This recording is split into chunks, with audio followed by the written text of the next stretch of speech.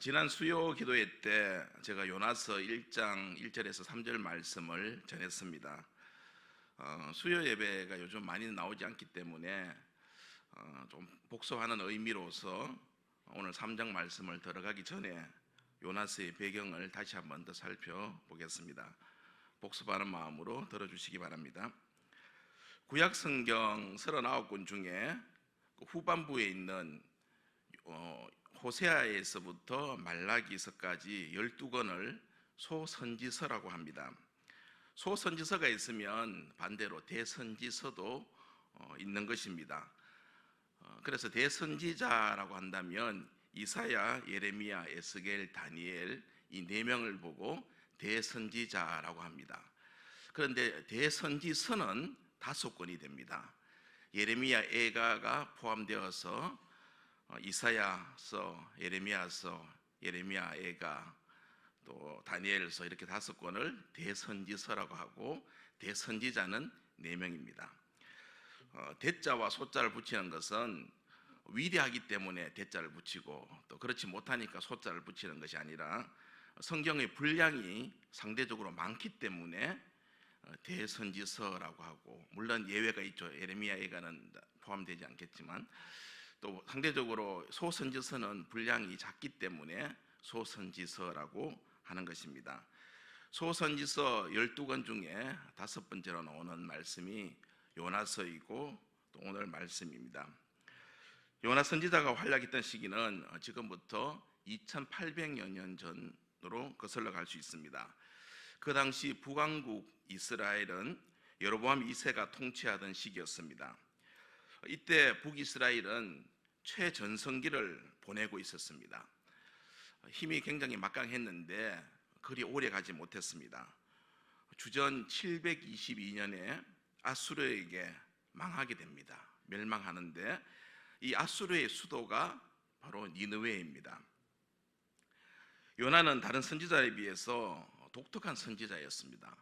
대부분의 선지자는 하나님의 명령에 바로 순종하고 또 크게 이렇게 모난 면이 없고 또 순종적이었는데, 그에 반해서 요나는 고집이 아주 강했고 또 이방인에 대한 편견도 심했고 또 한마디로 성깔이 있던 사람이 요나였습니다.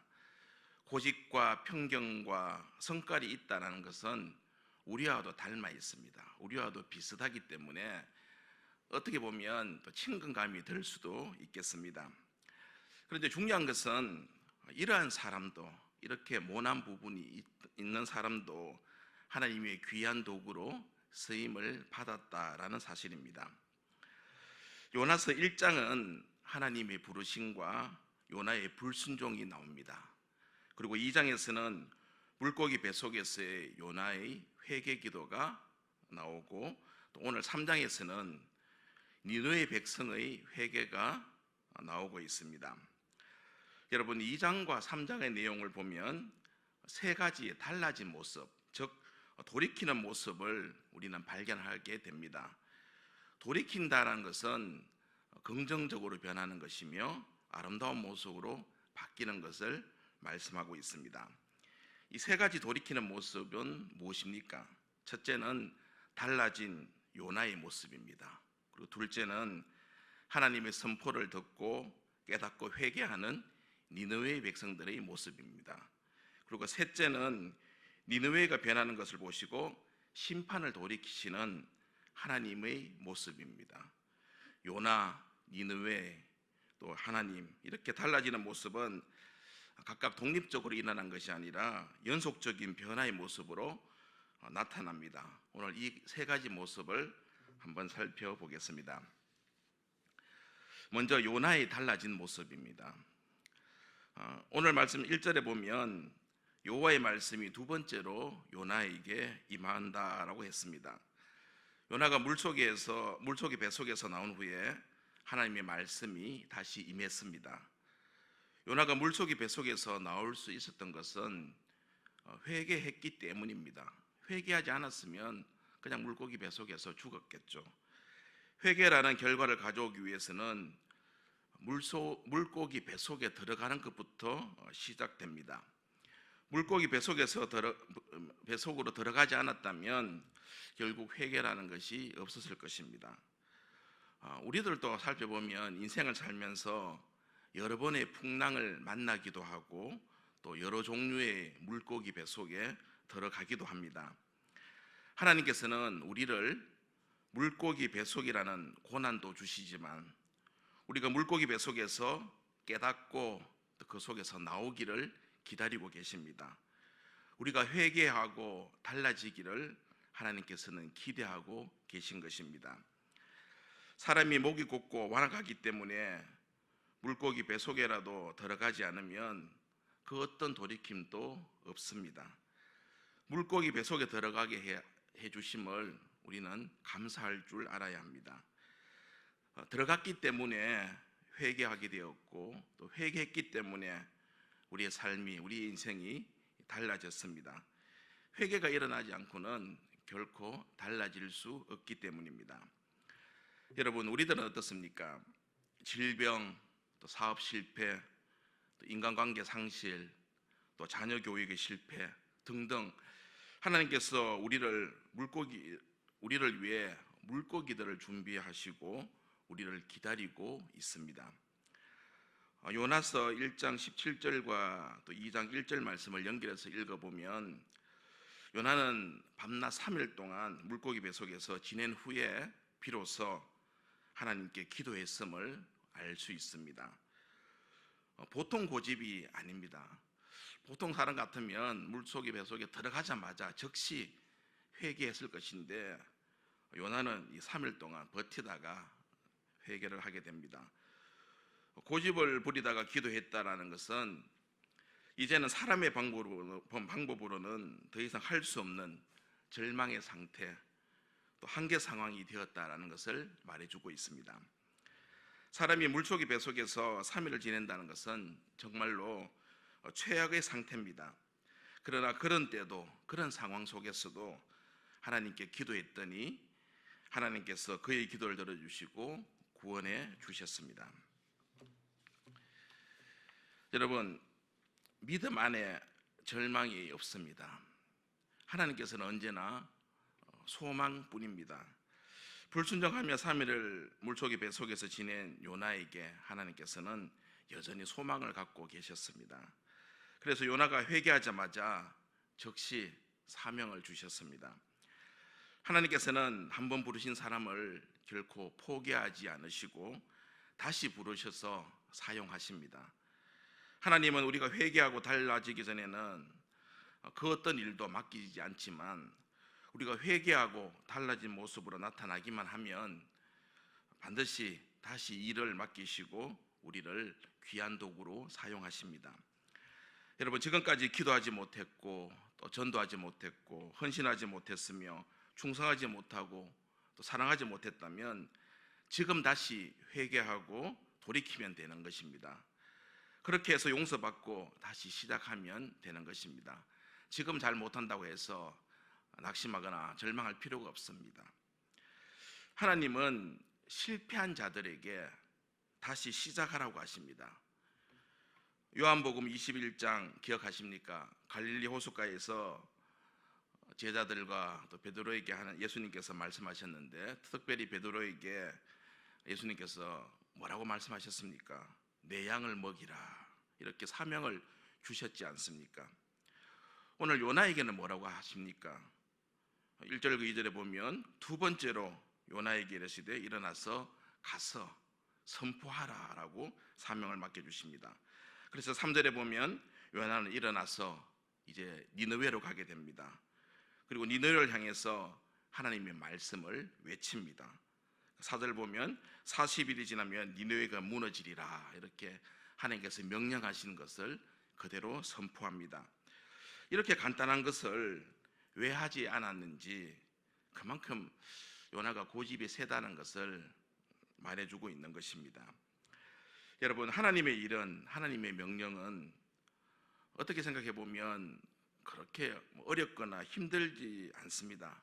충분히 우리가 순종할 수 있습니다.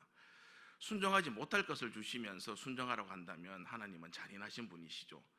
그러나 우리께 어렵게 생각할지라도 충분히 순종할 수 있기 때문에 순종할 일들을 우리에게 맡겨주시는 것입니다. 보십시오. 하나님께서는 요나에게 하나님의 말씀을 외치라고만 하셨습니다. 너희 백성들에게 직접적으로 회개를 촉구한다거나 구원받으라고 복음을 전하라 이런 말씀을 하시지 않았습니다. 그냥 외치기만 하라라고 명령하셨는데, 마찬가지로 우리에게도 하나님께서 명령하신 것이 있을 것입니다. 우리는 그 사명에 즐겁게 순종하기만 하면 되는 것입니다. 여러분, 하나님께서 우리들의 모습을 보면서 달라지기를 간절히 원하는 모습들이 있을 것입니다. 반드시 달라지십시오. 하나님께서 명령하신 것이 있을 것입니다. 그 명령에 꼭 순종하는 여러분들 되시길 바랍니다. 그리고 지금 우리가 외쳐야 할 것이 있습니다. 회개의 복음, 또 구원의 복음, 십자가의 복음을 크게 외치는 우리들이 되어야 하는 것입니다. 다음으로 니느웨의 달라진 모습을 한번 살펴보겠습니다. 요나의 이 외침에 즉시 반응이 일어났습니다. 백성들로부터 왕까지 즉시 회개했습니다. 요나가 전혀 예상치 못한 일이 지금 일어나고 있는 것입니다. 요나는 하나님께서 명령하셨기 때문에 그냥 외치기만 했습니다. 아마 속으로는 그래, 내가 이렇게 외치긴 외치지만 너희들은 악인들이기 때문에 결국에는 망할 것이다, 이런 예상을 했을 것입니다. 그런데 정반대의 일이 일어나는 것입니다. 하나님께서는 미리 경고하심 없이 갑자기 심판하지 않으십니다. 반드시 사전에 경고하시고 그래도 듣지 않을 때 그때 징계하십니다. 사사기 6장에 보면 이스라엘이 범죄했을 때 먼저 선지자를 보내어 경고를 했습니다. 그리고 그 이후에도 말을 듣지 않았을 때 심판과 징계를 내렸습니다. 성경의 역사를 보더라도 선지자를 통해서 패역하고 범죄한 이스라엘에게 말씀으로 먼저 회개를 촉구하고 그래도 회개하지 않았을 때 징계를 내리셨다는 것을 우리가 알 수 있습니다. 오늘날 우리 개인에게도 교회나 또 민족이나 사회나 하나님께서 반드시 사전에 경고를 주십니다. 그 경고에 우리가 민감할 수 있어야 합니다. 경고인지 경고가 아닌지도 모르게 그냥 지나가 보면 안 되는 것입니다. 그리고 경고를 주셨을 때 그것을 깨닫고 돌이켜야 합니다. 경고를 듣지 않았을 때 결국은 또 징계를 우리가 받게 되는 것입니다. 경고할 때 경고를 잘 알아듣지 않으면 안 되는 것입니다. 니느웨는 미리 주신 이 하나님의 경고를 듣고 즉시 회개했고, 또 요나는 단순히 40일이 지나면 하나님의 심판이 임한다는 이 말만 하루 종일 외치고 다녔는데 엄청난 결과가 지금 생겨난 것입니다. 그리고 역사적으로 봐도 이 니느웨의 멸망은 100년에서 130년 후로 유보됩니다. 멸망이 지연됩니다. 우리가 하나님의 명령에 순종하기만 하면 하나님께서 하시고 또 구원의 역사는 일어나게 됩니다. 주저하지 말고 하나님의 명령에 순종하여 담대하게 생명의 복음을 전하는 우리들이 되어야 하겠습니다. 그럴 때 우리가 상상하지 못하는 놀라운 일들이 반드시 일어나는 것입니다. 니느웨의 회개에는 몇 가지 특징이 있습니다. 첫째는 모든 사람이 회개했다는 것입니다. 가장 높은 자로부터 가장 낮은 자에 이르기까지 모든 백성이 회개했습니다. 어린아이도 어른도 또 배운 사람도 못 배운 사람도 가진 사람도 못 가진 사람도 다 회개했습니다. 죄인이 아닌 사람이 어디 있겠습니까? 어느 누구도 예외가 없다라는 것입니다. 이 말은 다르게 표현한다면 바로 내가 회개할 사람이라는 것입니다. 하나님 앞에 회개하지 않아도 될 사람은 아무도 없다라는 것입니다. 두 번째로 이 니느웨의 회개의 특징은 백성으로부터 시작된 회개 운동이었습니다. 왕이 명령해서 된 것이 아닙니다. 백성들이 하나님의 말씀을 듣고 자발적으로 먼저 회개하기 시작했습니다. 회개는 개인적인 결단이므로 명령으로 되는 것은 아닙니다. 남이 먼저 시작하는 것을 눈치 보고 내가 따라하는 것이 아닙니다. 교회가 회개운동을 시작하면 나도 기다렸다가 함께하는 것이 아니라 지금 나 자신부터 먼저 회개를 하고 그것을 시작해야 한다는 것입니다.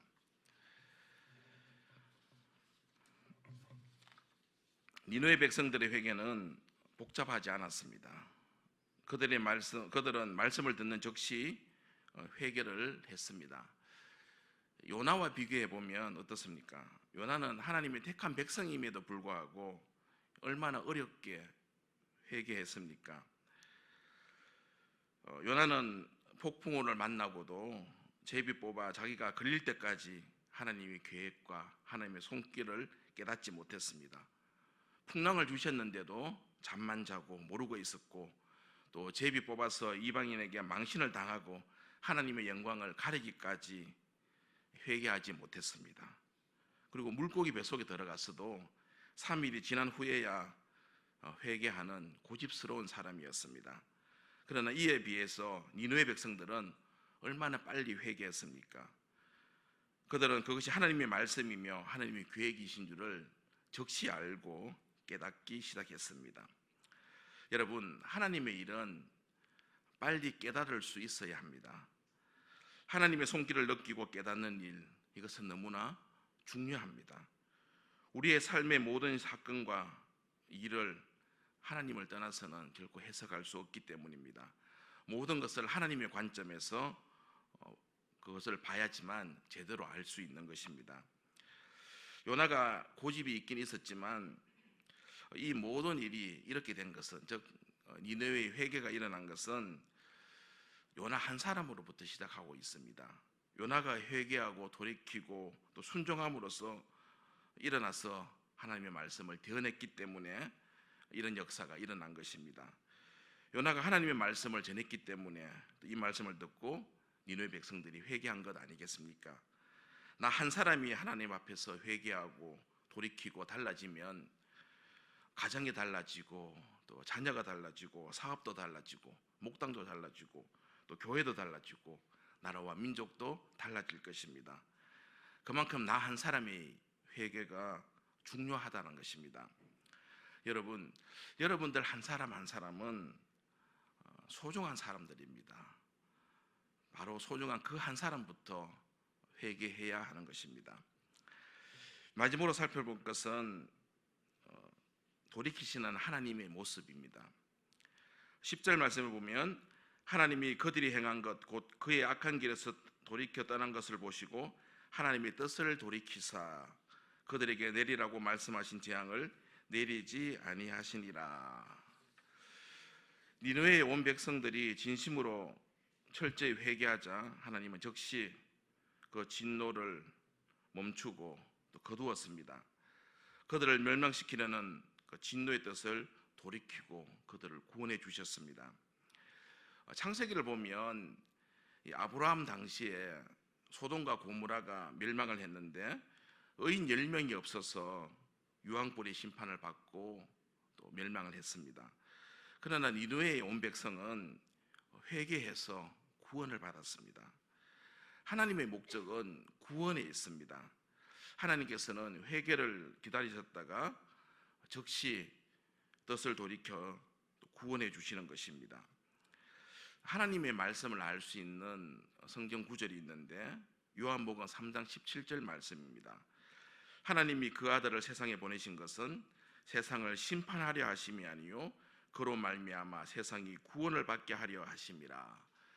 하나님의 목적은 심판에 있는 것이 아니라 구원에 있다라는 것입니다. 하나님의 본심은 심판이 아닙니다. 여러분, 요나가 불순종할 때 풍랑이 일어나 배를 탄 모든 사람들이 고생을 했습니다. 요나 자신도 물론 고생을 했고 또 물고기 배 속에까지 들어가야만 했습니다. 그러나 요나가 돌이켜 회개했을 때 또 하나님의 말씀을 외쳤을 때 연쇄적인 반응이 일어나서 니느웨 백성들이 회개하고 또 그들이 회개했을 때 하나님께서도 뜻을 돌이켜 그들을 용서해 주셨습니다. 하나님은 한번 정하신 뜻을 그대로 실행하시는 분이십니다. 민수기 23장 19절 말씀을 보면 하나님은 사람이 아니시니 거짓말을 하지 않으시고 인생이 아니시니 후회가 없으시도다. 어찌 그 말씀하신 바를 행하지 않으시며 하신 말씀을 실행하지 않으시랴. 하나님께서 말씀하신 것은 반드시 실행하시는 분이시죠. 하나님께서 하겠다 해놓고 하지 않으면 하나님은 거짓말쟁이가 되지 않겠습니까? 하나님은 무조건 하십니다. 그런데 하나님께서 뜻을 돌이키는 일이 있습니다. 원래는 하나님께서 뜻을 돌이키지 않으시는 분이시지만 단 하나의 경우가 발생했을 때는 그 뜻을 돌이키시는 분이십니다. 바로 범죄한 우리들이 회개하기만 하면 그 진노를 거두시고 용서하시고 구원하시는 것입니다. 바로 이것은 사랑의 하나님이시라는 말씀입니다. 우리에게 행하신 하나님의 본심은 바로 사랑입니다.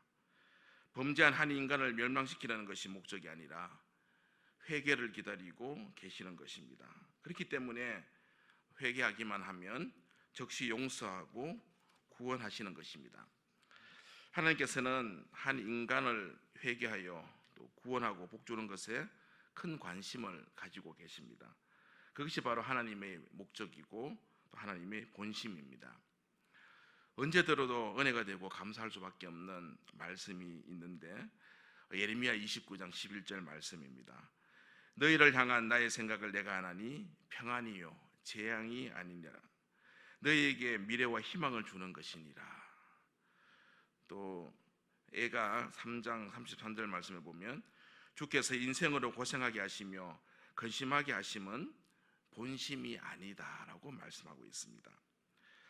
마태복음 20장에서도 포도원 비유를 들어서 주인이 5시에 들어와서 1시간밖에 일하지 않은 사람에게도 아침 9시부터 일한 사람하고 똑같이 임금을 주었습니다. 이 포도원 주인은 늦게 들어온 사람에게 일을 시키려고 그 시간에 데려온 것이 결코 아닙니다. 일할 기회를 주고 또 일하는 흉내라도 내면 그들의 가족을 먹여 살 수 있는 양식을 사 먹을 수 있는 돈을 주려는데 목적이 있었던 것 아니겠습니까? 바로 이것이 하나님의 본심이고 사랑입니다. 요나의 회개와 순종 또 그의 달라진 모습은 엄청난 결과를 가져왔습니다.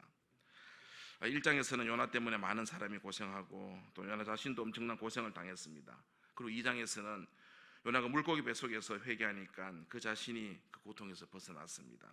그리고 3장에서는 요나가 회개했을 때 하나님께서 순종하는 요나 때문에 또 니느웨 성 전체가 회개하고 돌아왔을 때 하나님께서 구원해 주었습니다.